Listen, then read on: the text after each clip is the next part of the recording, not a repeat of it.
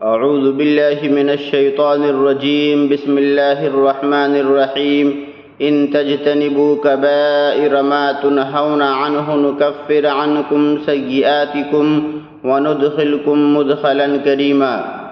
اگر تم ان بڑے بڑے گناہوں سے بچتے رہو گے جنہیں تمہیں کرنے سے منع کیا جا رہا ہے تو ہم تمہاری چھوٹی موٹی غلطیوں کو تمہارے حساب سے ساقط کر دیں گے اور تمہیں عزت و اکرام والی جگہ میں داخل کریں گے۔ ناظرین، یہ اللہ تبارک و تعالیٰ کی طرف سے رحمت و فضل والی آیت ہے اور یہ امید والی آیت ہے۔ قربان جائیے اپنے رب العالمین پر کہ وہ فرماتا ہے کہ اگر تم بڑے بڑے گناہوں سے بچتے رہو گے تو تمہاری چھوٹی موٹی غلطیوں کو ہم معاف کر دیں گے اور ہم تمہیں عزت و اکرام والی جگہ یعنی جنت کے اندر داخل کریں گے۔ ناظرین، وہ بڑے بڑے گناہ کیا ہے جن سے ہمیں بچنا ضروری ہے، جنہیں کرنے سے اللہ تبارک و تعالیٰ منع کر رہے ہیں؟ تو اس مضمون کو اللہ کے نبی نے ایک حدیث کے اندر بیان کیا۔ بخاری اور مسلم کی روایت ہے، اللہ کے نبی حضرت محمد صلی اللہ علیہ وسلم ارشاد فرماتے ہیں، اجتنبوا السبع الموبقات، کہ 7 ہلاک کر دینے والی چیزوں سے بچو۔ قالوا وما ہن یا رسول اللہ، صحابہ کرام نے عرض کیا، اے اللہ کے رسول وہ 7 ہلاک کر دینے والی چیزیں کیا ہے؟ آپ صلی اللہ علیہ وسلم نے فرمایا، الشرک باللہ، اللہ کے ساتھ شرک کرنا۔ نمبر 1، اللہ کے ساتھ شرک کرنا یہ بہت ہی بڑا گناہ ہے، یعنی اللہ کو اللہ مانتے ہوئے کسی اور دوسرے کو بھی اللہ ماننا، یا پھر یہ کہ ایسی چیز جو صرف اللہ تعالیٰ ہی دے سکتا ہے، ایسا کام جو صرف اللہ تبارک و تعالیٰ ہی کر سکتا ہے، اس کی درخواست کسی اور سے کرنا، یہ شرک کہلاتا ہے شریعت کے اصطلاح میں، اور یہ اتنا بڑا گناہ ہے کہ اس کی معافی نہیں ہے۔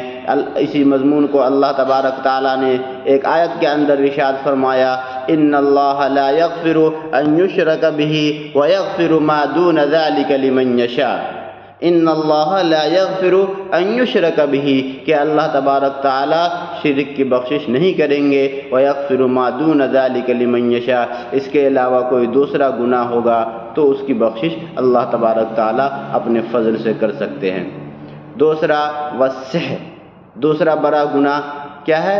والسحر، جادو کرنا، کیونکہ اس کے ذریعے سے میاں بیوی کے درمیان جدائی ڈالی جاتی ہے، بچے ذہنی طور پر مریض ہو جاتے ہیں، اس لیے یہ کبیرہ گناہ ہے۔ تیسرا کیا ہے؟ وقتل النفس التي حرم اللہ الا بالحق، یعنی کسی جان کو ناحق قتل کرنا، یہ بہت بڑا گناہ ہے، کیونکہ زندگی اور موت کا مالک صرف اللہ تبارک و تعالی ہے۔ دوسری بات یہ کہ زندگیاں صرف ایک نہیں ہوتی، ان سے بہت ساری زندگی جڑی ہوئی ہوتی ہیں۔ کبھی کبھی وہ کمانے والا گھر کا سربراہ اور ذمہ دار ہوتا ہے، جس کے اس دنیا کے چلے جانے سے پورے گھر کا نظام تباہ و برباد ہو جاتا ہے۔ اللہ تبارک و تعالیٰ نے قرآن حکیم میں فرمایا، من قتل نفسا بغیر نفس او فساد فی الارض فکأنما قتل الناس جميعا، یعنی ایک انسان کا قتل کرنا ایسا ہی ہے سمجھ لو جیسے کہ اس نے پوری انسانیت کو قتل کر دیا ہو۔ ومن احیاها فکأنما احیا الناس جميعا، اور جس نے کسی ایک انسان کی جان بچائی گویا اس نے پوری انسانیت کی جان بچائی۔ چوتھے نمبر پہ آتا ہے واکل الربا، سود کھانا۔ یہ اتنا بڑا گناہ ہے کہ اس کے بارے میں اللہ تبارک و تعالی نے اپنے قرآن حکیم کے اندر ارشاد فرمایا، فَإِن لَّمْ تَفْعَلُوا فَأْذَنُوا بِحَرْبٍ مِّنَ اللَّهِ وَرَسُولِهِ، کہ جان لو اگر تم سود خوری سے باز نہیں آؤ گے تو ایسی صورت میں اللہ اور اس کے رسول سے جنگ کے لیے ریڈی ہو جاؤ۔ کسی اور گناہ پر جو ہے لڑائی کرنے کی وعید اور دھمکی نہیں دی گئی ہے، لیکن سود اتنا بڑا گناہ ہے کہ اس کے نہ چھوڑنے پر اللہ تبارک و تعالی نے جنگ کا اعلان کیا ہے ایسے شخصوں کے لیے، اور آپ اندازہ لگا سکتے ہیں کہ ایسے شخصوں کا کیا حال ہو سکتا ہے جن سے اللہ تبارک و تعالی کی جنگ ہوگی۔